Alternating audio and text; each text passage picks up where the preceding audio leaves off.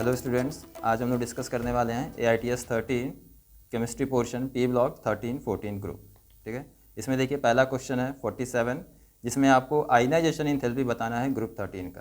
तो हमने क्लास में बताया हुआ है कि ग्रुप 13 की आयनाइजेशन इंथैल्पी का ट्रेंड कैसा होगा।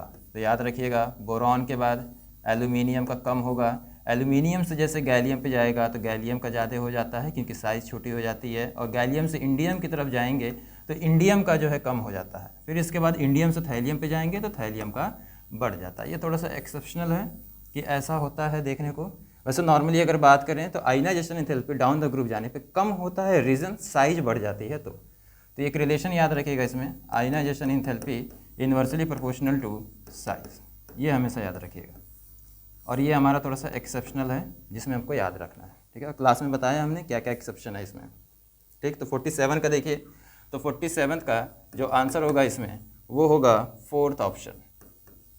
ठीक है, कोई दिक्कत इसमें किसी को? चलिए आगे बढ़ते हैं इसमें। क्वेश्चन नंबर 49, इसमें पूछा है कि किस ऑप्शन में, मतलब जो ऑप्शन दिए हुए हैं आपको उसमें अकॉर्डिंग टू द पूछा है किसका सबसे ज़्यादा मेल्टिंग पॉइंट होगा। तो हमने बताया है क्लास में कई बार कि बोरॉन की ज़्यादा मेल्टिंग पॉइंट होती है। रीज़न ये होता है कि बोरॉन का जो स्ट्रक्चर होता है क्रिस्टलाइन के फॉर्म में आता है। तो कोई भी कंपाउंड अगर वो क्रिस्टलाइन फॉर्म में आता है तो हमेशा उसकी मेल्टिंग पॉइंट ज़्यादा होती है। ठीक है, तो क्वेश्चन नंबर 49 का जो आंसर होगा आपका वो होगा फर्स्ट ऑप्शन। ठीक है, इसके बाद देखिए next question, question number 52, AlCl3 exist in the form of dimer.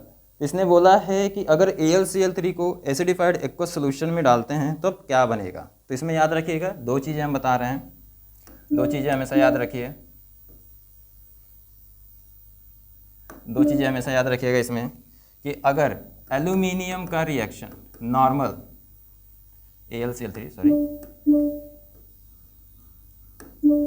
AlCl3 का रिएक्शन जब भी नॉर्मल वाटर के साथ कराएंगे तो हमेशा बन जाएगा AlOH का 4-। लेकिन अगर यहीं पे इसका रिएक्शन करा दिया हमने in the presence of acidified aqueous solution में, ठीक, तो हमारा बन जाएगा AlH2O का 6 और ये हो जाएगा मेरा +3। तो यहाँ पे एक चीज़ और याद रखिए कि जो भी एल्यूमिनियम है, एल्यूमिनियम की हाइब्रिडाइजेशन क्या होगी, तो कोऑर्डिनेशन नंबर 6 है तो इसका आएगा sp3d2। ठीक है, कोई दिक्कत इसमें? तो इसमें देख लीजिए एसिडिफाइड में अगर जा रहा है तो क्या बनेगा इसमें AlH2O का 6, तो आंसर सेकंड, तो 52 का सेकंड ऑप्शन सही होगा। 52 का सेकंड ऑप्शन इसमें सही होगा। ठीक है, इसके बाद देखिए क्या पूछा है क्वेश्चन नंबर 53 में कि आपको कंपाउंड दिया हुआ है। देखिएगा सभी लोग, इसमें क्या पूछा है, कंपाउंड दिया हुआ है BOH का 4-। इसमें बोला है बोरॉन की हाइब्रिडाइजेशन क्या होगी। ठीक है, क्या पूछा है, बोरॉन की हाइब्रिडाइजेशन क्या होगी। तो बोरॉन कितना, कोऑर्डिनेशन नंबर इसका कितना, 4 यानी कि sp3। अगर sp3 है तो ज्योमेट्री क्या होगी इसकी, टेट्राहेड्रल। ठीक है, ज्योमेट्री अगर sp3 है, सॉरी बोरॉन की कोऑर्डिनेशन नंबर अगर 4 है तो sp3, तो ज्योमेट्री क्या होगी, टेट्राहेड्रल। ठीक है, तो आंसर देख लीजिए, तो 53rd का फर्स्ट ऑप्शन। ठीक है, 53rd का फर्स्ट ऑप्शन आपका इसमें करेक्ट होगा। ठीक है, फिर देखिए नेक्स्ट क्वेश्चन 55 वाला, 55 का देखिए क्या पूछा है इसमें। 55 वाले में देखिए क्या पूछा है,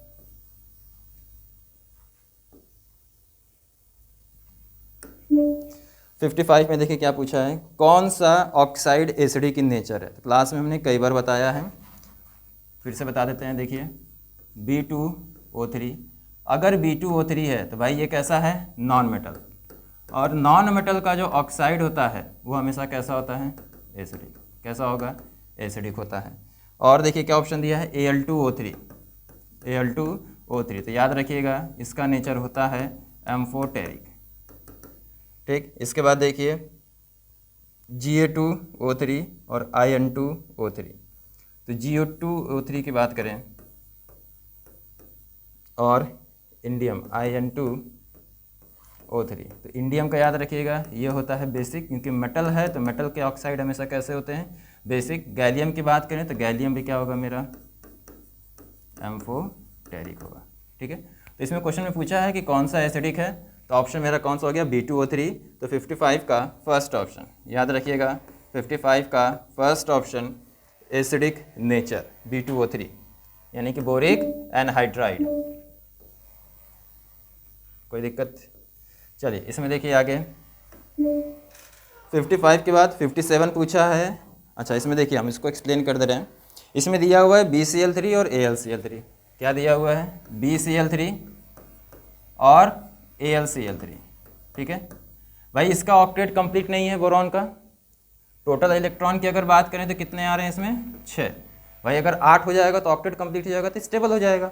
बात समझ में आ रही है?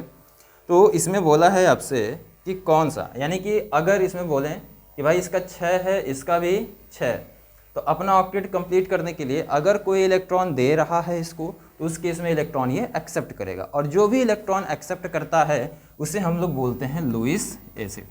क्या बोलते हैं भाई, लुईस एसिड। तो इसमें इसने बोला है कि ये दोनों ही हमारे लुईस एसिड हैं, ठीक। लेकिन सबसे अच्छा लुईस एसिड कौन सा होगा, बोरॉन और एल्यूमिनियम में। तो एक चीज़ हमेशा याद रखिए कि लुईस एसिड की जो ऑर्डर होता है डाउन द ग्रुप जाने पे वो कम होने लगता है। कैसा होता है भाई, ये कम होने लगता है। इस चीज़ को याद रखिएगा, decreases down the group.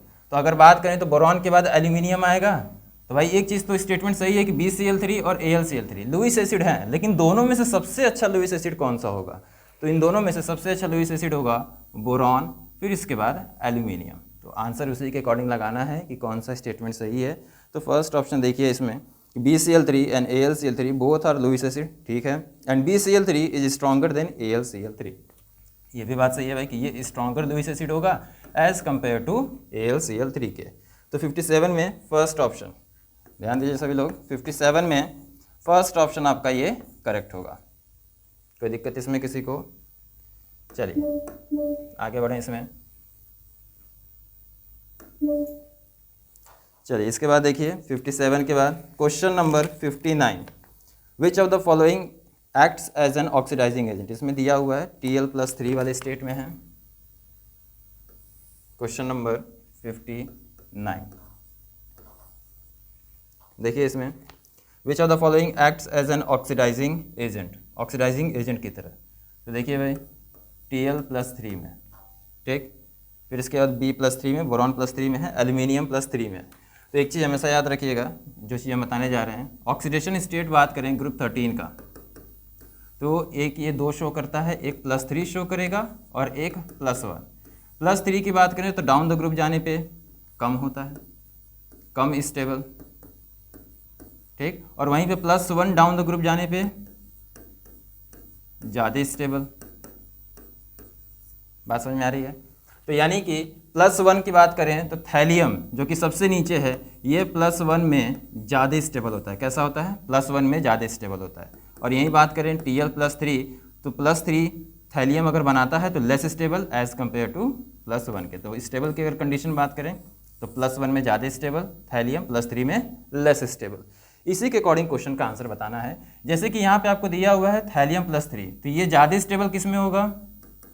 Thallium +1 में। तो +3 से +1 में गया, तो इसका मतलब क्या किया भाई? इसने इलेक्ट्रॉन का गेन किया। इलेक्ट्रॉन का गेन करना यानी कि खुद का क्या किया इसने? रिडक्शन।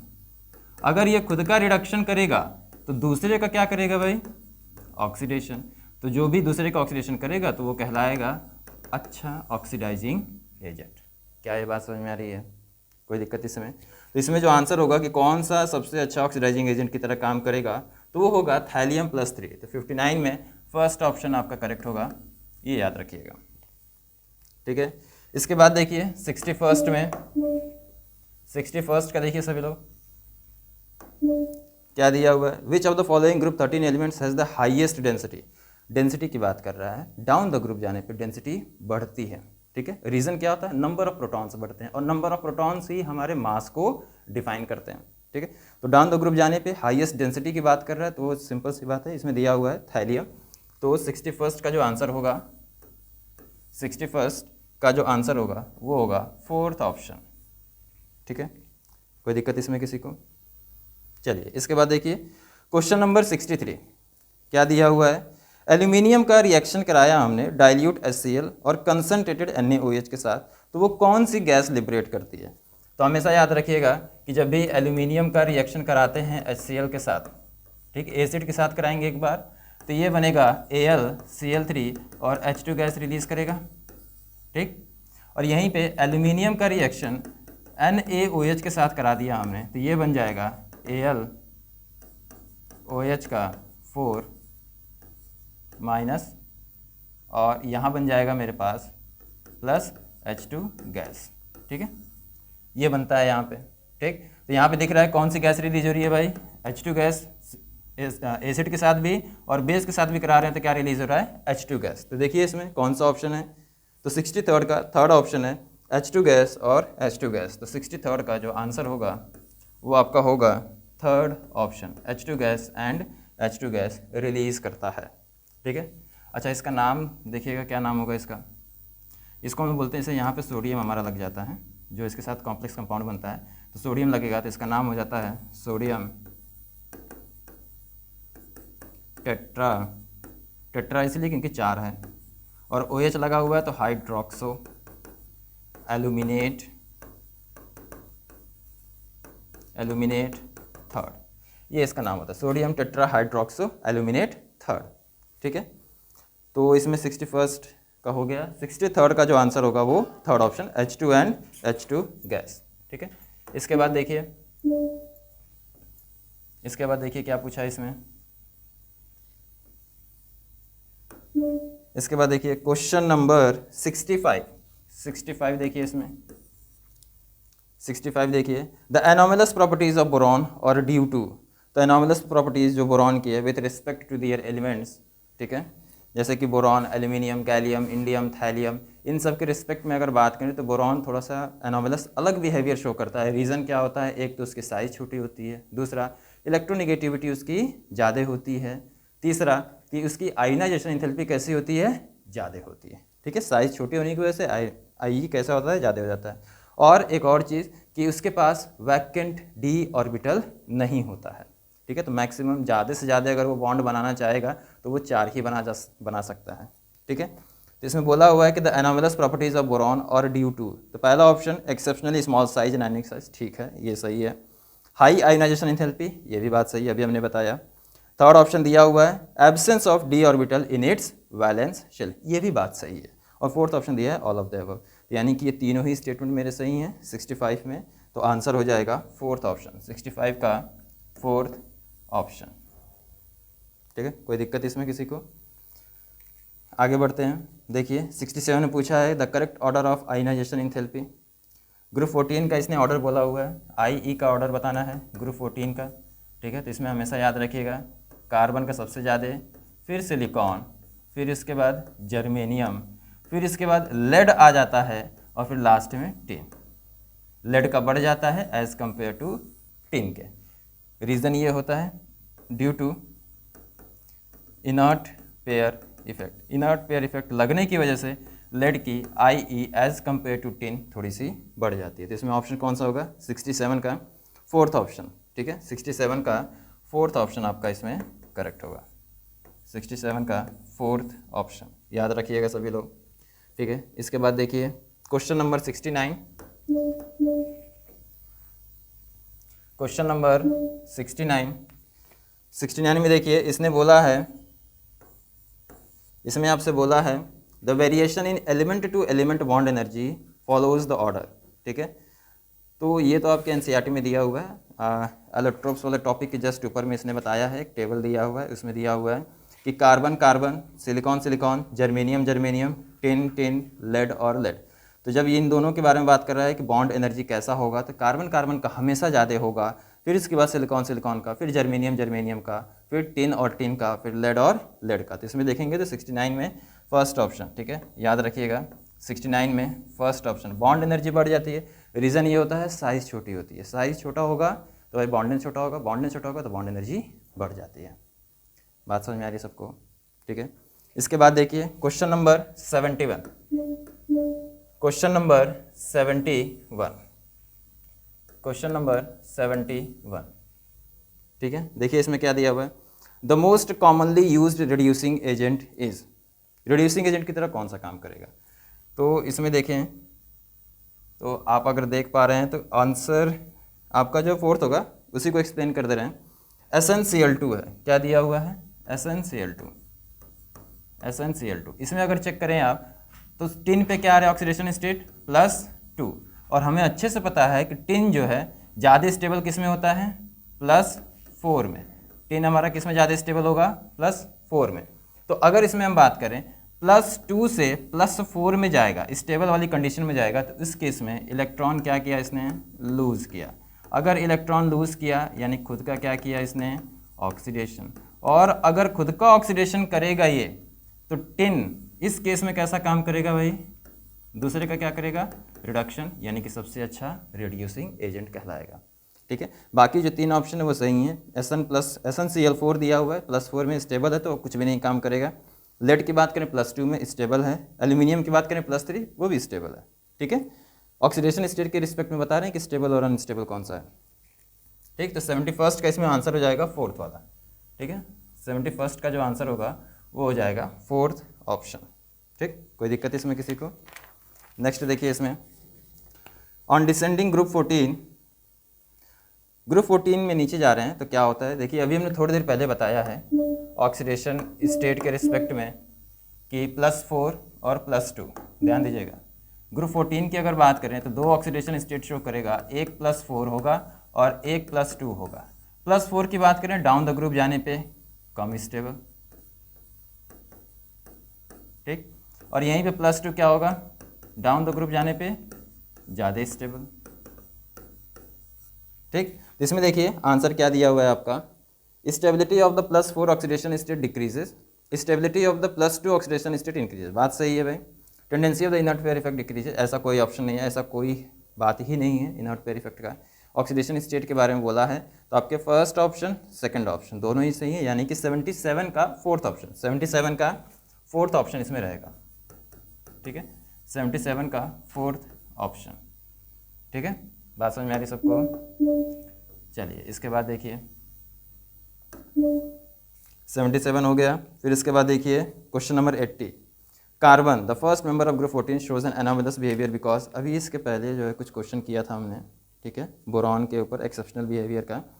तो देख लेते हैं ऑप्शन क्या दिया है, exceptionally small size and ionic size, ठीक है, ये बात भी सही है भाई। हाइयर इलेक्ट्रोनेगेटिविटी, ये भी बात सही है। हाइयर आयनाइजेशन एंथैल्पी, ये भी बात सही है। और absence of vacant d orbital in the valence shell, ये भी सही है, यानी कि चारों ऑप्शन सही हैं। तो इसमें आपको देखना है कि कौन सा ऑप्शन मैच कर रहा है इसमें। तो 80 का फोर्थ ऑप्शन, ध्यान दीजिएगा, 80 का फोर्थ ऑप्शन, चारों ही स्टेटमेंट सही हैं।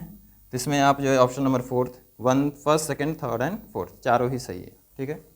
चलिए कोई दिक्कत इसमें किसी को, आगे बढ़े।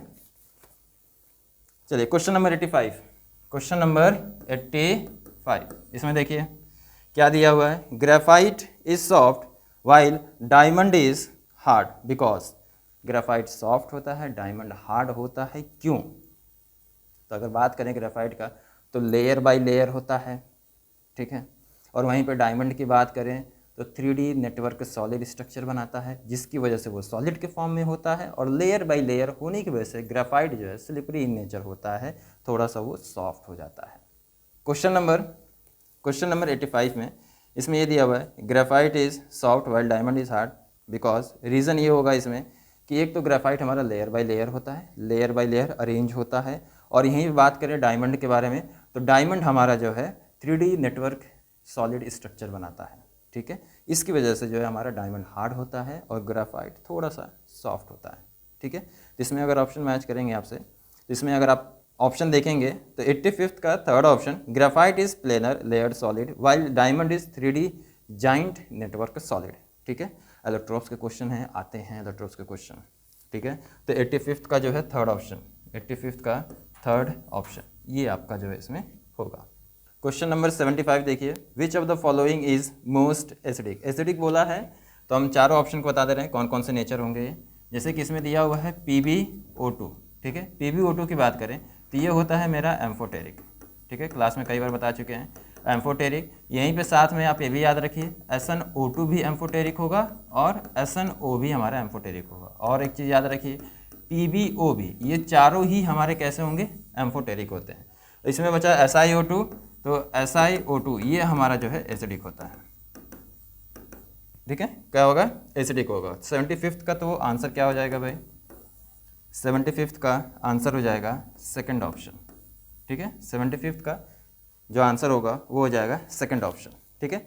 इसके बाद एक और क्वेश्चन देखिए, क्वेश्चन नंबर 82,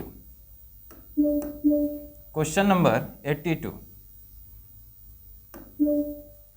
क्वेश्चन नंबर 82 देखिए क्या दिया हुआ इसमें, पूछा है आपसे दो adjacent sheets in graphite are bonded together with, जैसे कि ग्रेफाइट में हमने बता रखा है कि लेयर बाय लेयर होते हैं, ठीक है, लेयर 1, इसके नीचे आएगा लेयर 2, इसी तरह से लेयर 3, ठीक है, लेयर बाय लेयर ये आपस में क्या होते हैं, जुड़े होते हैं। तो भाई एक लेयर दूसरे लेयर से अगर जुड़ा रहेगा तो उनके बीच में कोई ना कोई फोर्स ऑफ अट्रैक्शन तो होगा ना, तभी तो जो आपस में जुड़े हुए हैं। तो इसे हम लोग बोलते हैं वैन डर वाल फोर्स ऑफ अट्रैक्शन। क्या बोलते हैं, वैन डर वाल फोर्स ऑफ अट्रैक्शन, ठीक है। और ये जो वैन डर वाल फोर्स ऑफ अट्रैक्शन होता है दोनों लेयर के बीच में, वो बहुत ही वीक होता है। कैसा होता है, बहुत ही वीक होता है, ठीक, वीक होता है। इसी वजह से थोड़ा सा भी अगर हमने, ठीक है, जैसे मान लीजिए ये लेयर 1 है, लेयर 2 है, तो इस पे अगर हमने थोड़ा सा भी फोर्स किया तो तुरंत स्लिप कर जाता है, ठीक है। तो वीक वैन डर वाल फोर्स होने की वजह से इनका नेचर कैसा होता है, स्लिपरी होता है, और स्लिपरी होने की वजह से ग्रेफाइट को एज अ ड्राई लुब्रिकेंट की तरह यूज़ करते हैं, ठीक। तो इसमें आंसर देख लीजिए भाई, 82 का 2 एडजेसेंट शीट्स बोला है तो कौन सा फोर्स ऑफ अट्रैक्शन होगा, तो वैन डर वाल फोर्सेस, ठीक है। तो 82 का फर्स्ट ऑप्शन, ठीक है, ध्यान दीजिए 82 का फर्स्ट ऑप्शन इसमें करेक्ट रहेगा, ठीक है।